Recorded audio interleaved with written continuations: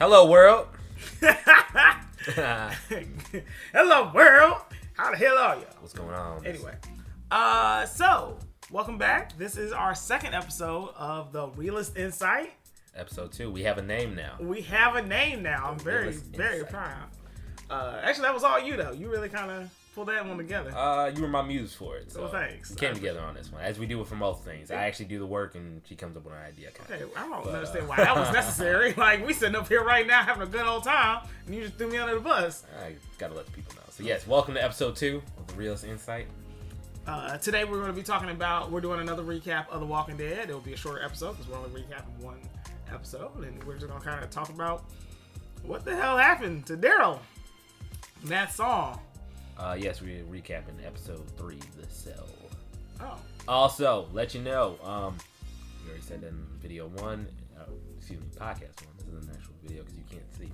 Okay. Anyways, spoilers, obviously, always gonna be, never not. So, watch the episode first. All right, let's get into it. Right. So, all right. So the brief recap of what happened in the episode is that we finally get to see Daryl with the Saviors, and what's going on and how their the whole background even works, like how their system works, how they have like a hierarchy in there. We can see all this, and we see most of it from not necessarily Daryl's perspective, but from Dwight's perspective. he got a lot of screen time. He got a lot of screen time, and I feel some type of way about that, but we'll get into that. So we find out that Daryl's been tortured. He's being tortured. He's been tortured this whole time. That Dwight is his guard? Yeah. Torturer? Yeah, torturer. Cell watcher. Right. Is that a word? No, not really, but it's okay. He watches them, basically. And then that Negan's got Negan has a plan for Daryl, which I also want to get into because I got some thoughts on that. So, just overall, how'd you feel about the episode? Personally, I thought it was a pretty good episode. Actually enjoyed it. I can't stand that song already. It's the first time I even heard it. Easy Street? Easy Street. Oh, I cannot stand that song. I felt for him about 10 seconds into it. Like, wow, this really sucks. And at first I thought it was like he was just getting tortured with his bad music. But it's the same song oh Lord. No, I felt really bad for him. But yeah, it was cool. I like that we got to see the sanctuary. I like that, for the most, kinda, not really. Right, we still don't have enough though. We still don't have a lot of information. I'm still not 100% sure what the walkers on the pike are. I think I do. If it has this thing to do with the comics, I think it is. But even if it does, if they do this thing that happens in the comics, I'm going to be very confused because it should have happened already to Rick last season. I'm not going to tell you. Yeah, because I don't read the comics, so he's in getting to spoilers. Also, I don't read the comics. I'm not very well versed. Let me know if I say anything wrong. Let me know. Put a comment on there, like, hey, kindly, please call me out a little bit and say, no, man, that's not how it is. So let me know, because like I said, I read a little bit, and Wikipedia and all that is where I get my knowledge from. But yeah, if they go down this route, which I think they are with them on the pikes, they're going to need a little bit of explaining because, yeah, Rick should have had this problem last season when he was in the RV. Okay. Actually, I don't know what you could be talking about, but it would be kind of cool if, we did finally see what happened at the RV. Because, that still frustrates me to this day. Because we just left Rick at that RV, and we come back 2 episodes later, and he's just running down the street, and I'm like, nah, open man. the gate. Nah, man, how'd you get out of that? That wasn't, no, sir. I liked episode 2. Overall, I am one of those people that is very anxious to get back to Rick and the crew. Oh, yeah. I like Daryl enough, but he's not necessarily my favorite character. And so I'm I'm glad, I'm fine with seeing the story progress and all that, but I am ready to kind of get back. And I'm glad that next week's episode is going to be 90 minutes because y'all already know I'm already on it. I'm emotional about it, and I kind of need to see it. And all the previews is nothing but just sad Rick. The previews only show what seemingly would only be about 10 to 15 minutes of the episode. Right, like they're not showing you anything minutes, in this episode. It's 90 minutes. It's so. literally sad Rick and then Negan at the door and then Michonne looking pissed. And that's a whole like review. Negan never standing up still. He's always like leaning back. Right, Negan is always at a 20-degree angle. At all times. Like I don't know why he leans back so much, but that's all he does. But no, I like the episode. I like the sanctuary. I like that they did get into Negan's wives, even though, but it's still something even in the comics that confused me because Negan is very anti-rape. Like, right, I was literally just about to say that because he makes a reference in this episode. And he's like, he says, what did he say? He was like, only if she's willing. He's telling Dwight that he can have his choice of any woman, apparently. I don't know if there's just like a stable somewhere. Right. But he's basically saying, tonight it's free. You can have any woman, including my wife, which turns out to be his wife, his ex-wife, because Negan is that dude. I tell you, man, Negan's burning too many damn bridges, man. It really is. But he says that, and then he follows it up by saying only if they're willing. And I'm like, there's no way that Dwight's ex-wife willingly and happily is married to Negan. Yeah, like, so but that's something in the comics that's kind of confusing because he's always I think he uses marriage in a very like old school way, like an arrangement, like king's way and all that. Like he's a king, you're married to me, like, right? So right. It's like you're doing it willingly, but if even though it's willingly, it's still by ultimatum almost. Right. Like, if you don't do it, this is gonna happen. I mean, maybe that's just so you're gonna choose to do this, but right. Maybe that confusion though is just to like play on the fact that Negan is not as good of a guy as he thinks he is. Like that the fact that there is this conflict between what he says and what he does is intentional. Right. Well, but I do like that. They did show that he is, in the most straight up conventional sense, anti-rape. Yes. Yes. Yeah, and as opposed to like that group that rolled up on Rick and Carl back in like, what's that, season 4? Season 5? Yeah, that was a. Well, I mean, he still threatened Carl with it. Right, but that's what I'm saying. He threatened Rick with it, but I mean, I don't think he would have actually done it. But he threatened Rick, like, yeah. In that first episode, he threatened Rick, saying like he'd get somebody like boys. Wait, Negan said that? Negan said that to Rick in the first episode. I'm like 99% sure. I don't remember that, but I don't like. Also, I totally believe he said something like that. I just don't remember it. But yeah, I thought that was kind of interesting. I'm kind of in this weird space where like I really. And I guess this is a thing that everyone kind of gets into. The idea of a good villain is like you really hate this villain, but you also love seeing them. And I think Negan for me is like that villain. I haven't had that villain, at least on Walking Dead, in a minute. Where like I really just am happy to see Negan every time. I never had that villain on that show. I've never had that villain on that show. Yeah, I was gonna say I don't think I hated the governor. I hated Lori because she counted as a villain. That's that bad. Was I wrong for that? A little bit, right. But yeah, sure. We'll count that. I hated the citizens of Alexandria, but like I hated it because they always stop progress. Whatever, especially with Alexandrians. Like whenever Rick has a plan and he's like, "All right, I'm ready to do this. Just trust me." Even though he was wild man Rick and he was doing some wild things, it's like these folks will show up and be like, "Well, I don't know. The horde is just there. We could just leave it there." Like, shut up, dude. Right. Damn, just trust Rick. Trust that beard. Trust the murder code. All right? Right. He knows what's up. So, I mean, like, I haven't enjoyed a villain in a minute, but I really do enjoy seeing Negan. Like, he's funny. He does have this weird thing where he keeps leaning back all the time, and he gets, like, 6 pages of dialogue in every scene. Right. Like, but he's good. They're getting their money's worth with Jeffrey Dean Morgan. Oh, yeah, no, they're paying you this check. You're going to be fucking working. Like. Right. That dude is definitely getting work because he talks.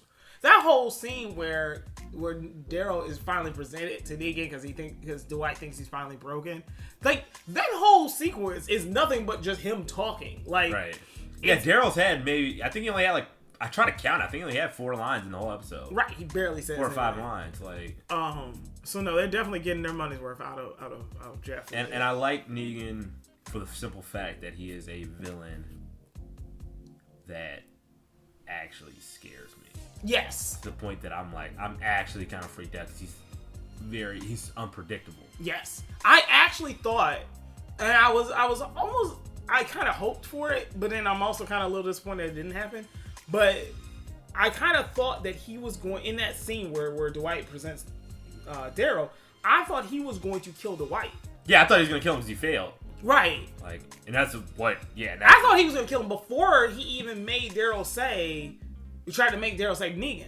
Right. Like, I thought he was going to, like, he's giving this whole speech about, like, who Dwight is and how they know each other and, how we now get the other side of the Dwight story. That, he had ran away with his wife and his sister-in-law. Well, it was his sister-in-law, right? It was his sister. Yeah. Yes. Yeah, his sister-in-law. The sister-in-law was sick, so they stole a bunch of medicine and they ran away. And then that's why Negan was chasing them, because he was like, you gotta come back and do what you're supposed to do. And, like, he's giving this whole speech about this. And he's a well-acted, well-performed character. So he's doing this speech really well. And he's walking around with Lucille. And you're already getting this idea so far. About everybody's hot wives. Right, talking about how everybody's hot wives.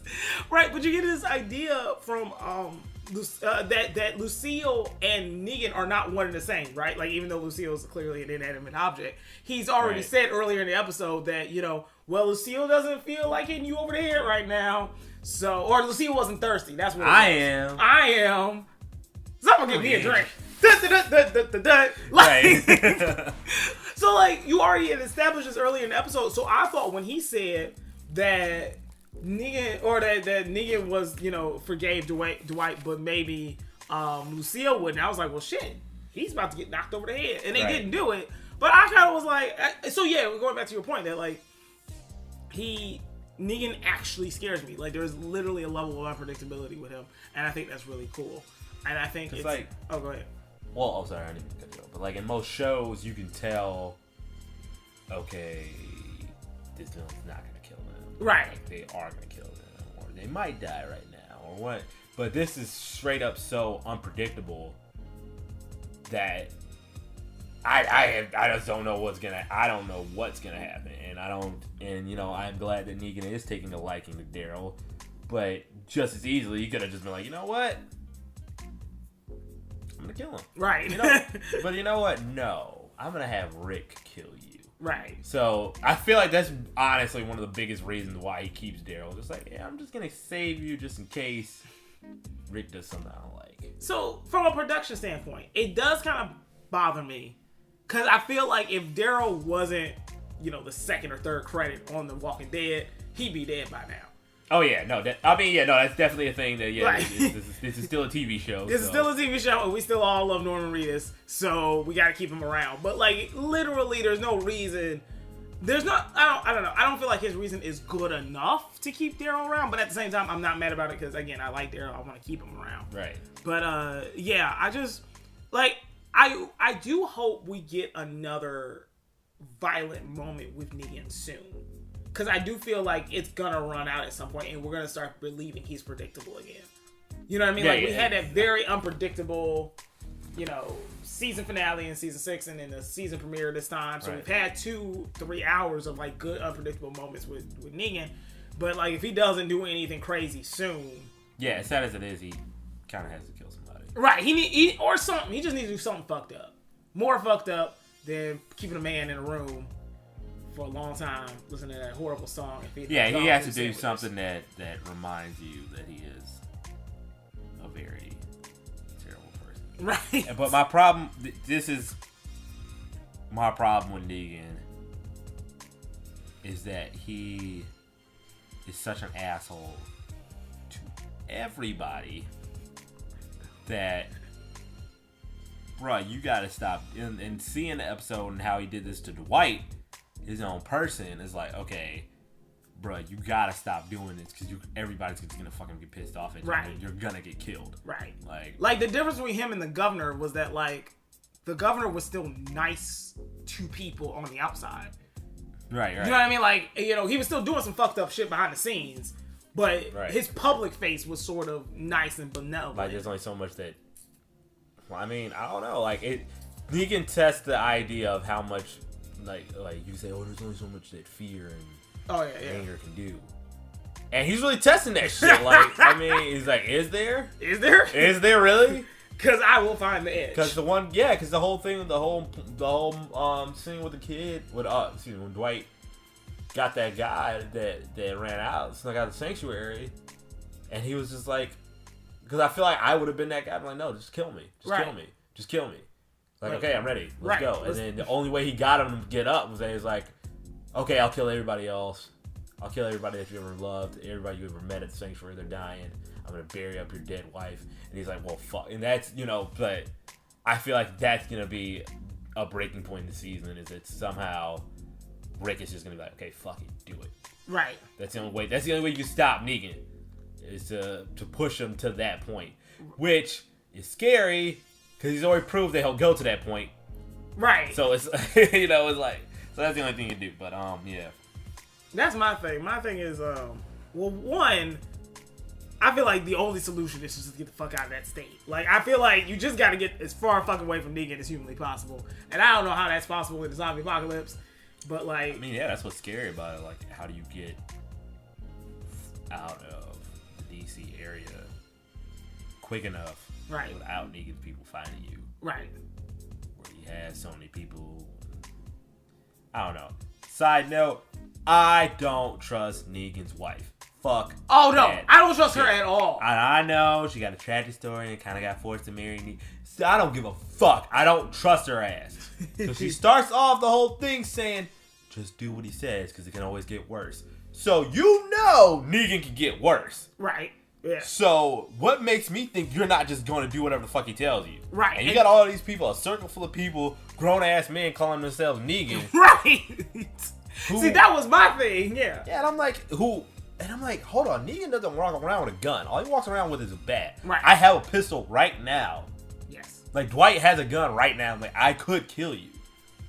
But I don't. Right. Because I have there's a compound full of dudes right there. So, hell no, I don't trust that. I don't trust her for fucking shit. Oh, no, not at all. I don't trust her. Because that's the thing. Nothing. That scene shows, that whole, who am I, I'm Negan scene shows that that's the initiation. Like, if you're going to live a decent life within Negan's compound, you have to pledge allegiance to Negan. Not only are you kneeling, but you literally have to call yourself Negan. And we know this again from season 6, where Rick ran into that dude, and he was like, is Negan here? Was Negan at the base? He's like, shithead, I'm Negan. I'm sorry I had to do bang! And he, like, cut himself off to shoot this dude in the head. Like, that dude, I don't know, we'll never know what his real name was, but that dude had no need to lie. He could have literally said whatever he wanted to about Negan. He could have told the truth. But even in his last moment, he was like, I am Negan. So if that's the strength and the power that Negan has, right? Like, there's no way you can trust that shit. Right. Oh, hell no. I don't trust her at all, because, no. I just don't trust her ass. So, yeah, no, dude, no. Fuck that shit. Don't trust her ass at all. The hierarchy is interesting. Like this, because like we talked about, so there's 3 levels that Negan mentioned to Dwight, was that, you have this base level where they make you a walker that sits on by the gate, right? Like they turn you into someone who's stuck on the gate, and apparently whatever's going on down there like fucks up Dwight enough that, like, at the end of that montage at the beginning, he's still sitting out there in his overly produced sandwich, by the way, but he's sitting there and he's staring at those walkers. He's staring at that one particular walker that's like sliding up and down, right? Sliding up and down on a pole in a way that's not sexual at all. Working that pole, right? So, like, whatever they're doing, and like I said, I still don't understand it. And I didn't know if I just wasn't paying attention enough, or like they just never explained it. But I still don't get what's going on down there. So, like, whatever it is, it's deep enough that it's fucking with Dwight. Right. And he's like, well, I don't want to do that. I don't want to be that. I don't want to be a walker, and I don't want to be the dude down there with the walkers. So I want to be at a level where I'm just walking around free, air quotes. And I think that's really interesting. I think that, I don't think we've seen a hierarchy yet. I mean, there was the hospital where Beth got saved and then killed.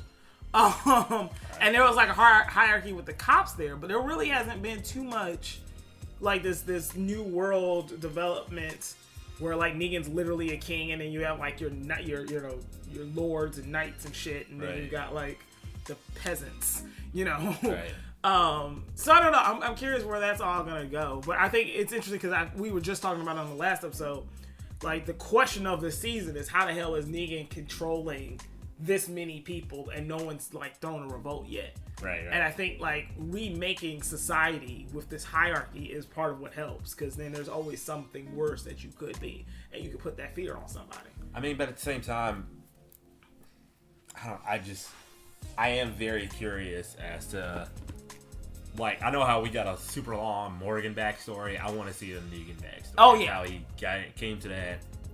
I mean, because I know his history in the comics, and he's like a football coach and a car salesman. Why are you telling me? I don't want to know. Okay, sorry. You gotta stop. Oh man. Sorry. I was just trying to say he was a normal functioning member of society, and not like and somehow became Negan. Like, that's all I was trying to say. I'm sorry for spoiling stuff, but it's okay. Yeah. So I'm just kind of.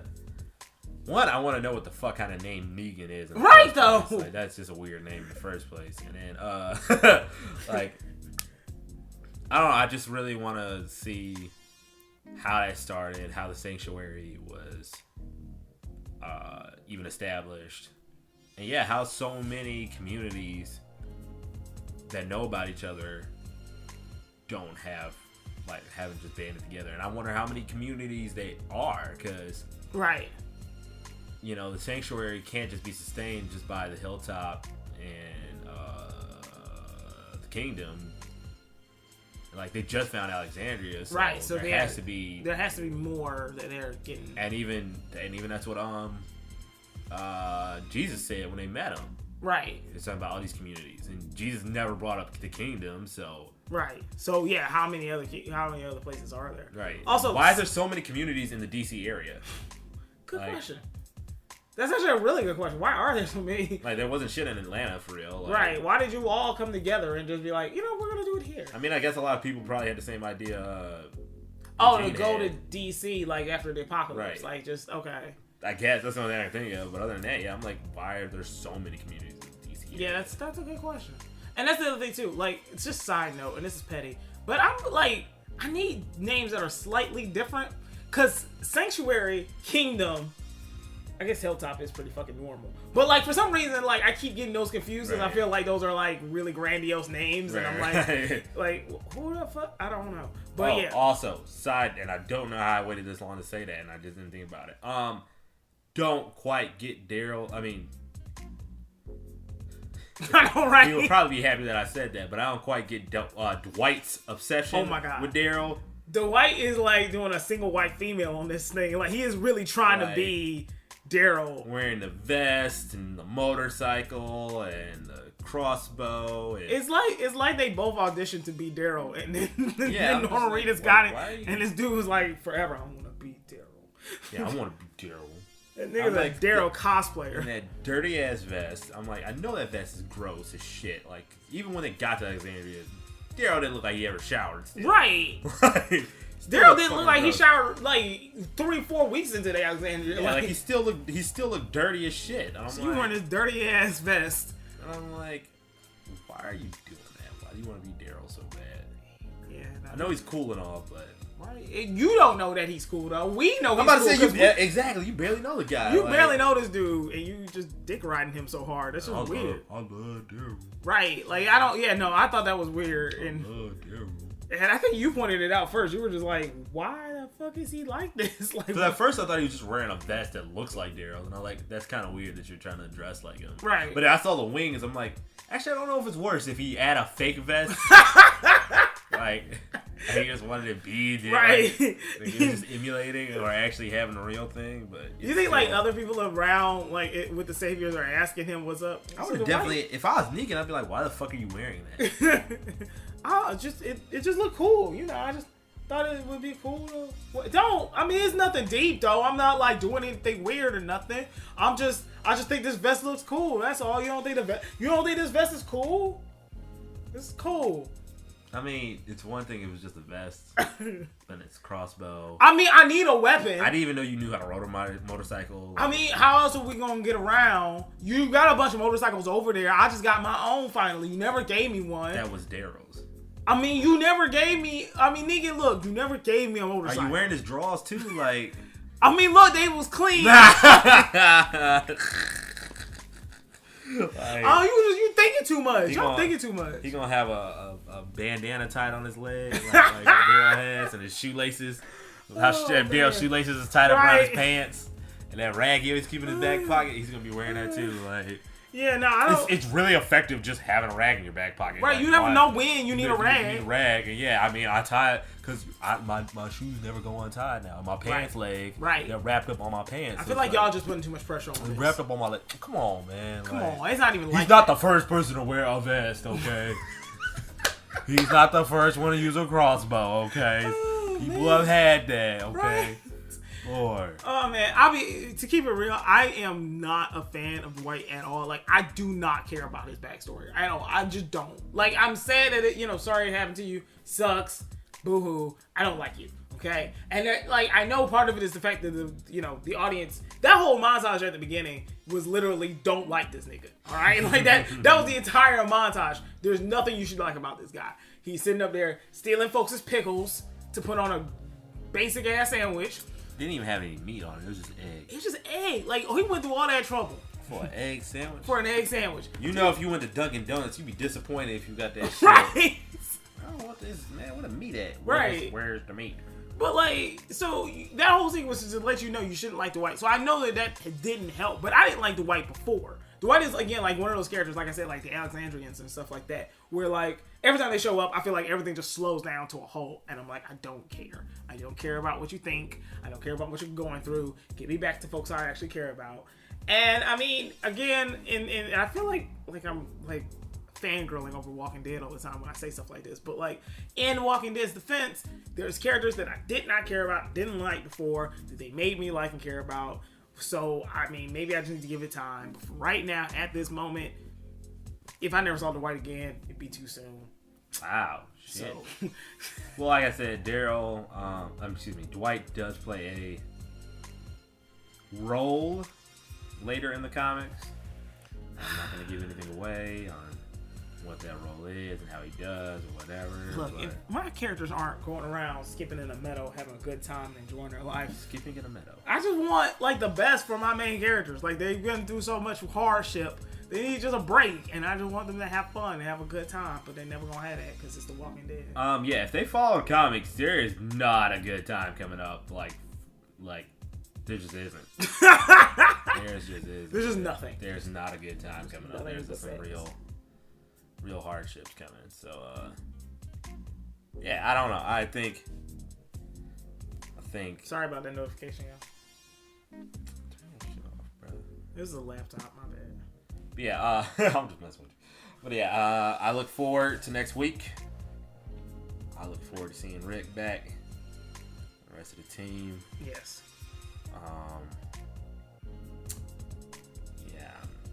Yeah, and I really, one thing I am looking forward to is that I hope they do have the interactions between Carl and Negan. Yeah, I've heard. I don't know anything about that, but I've heard that there's a bunch of stuff coming. That's a pretty cool interaction they have. And I hope they do have that type of relationship. Is that a good word? I guess. That they have in the comics. I hope that does happen. So yeah, I'm looking forward to it.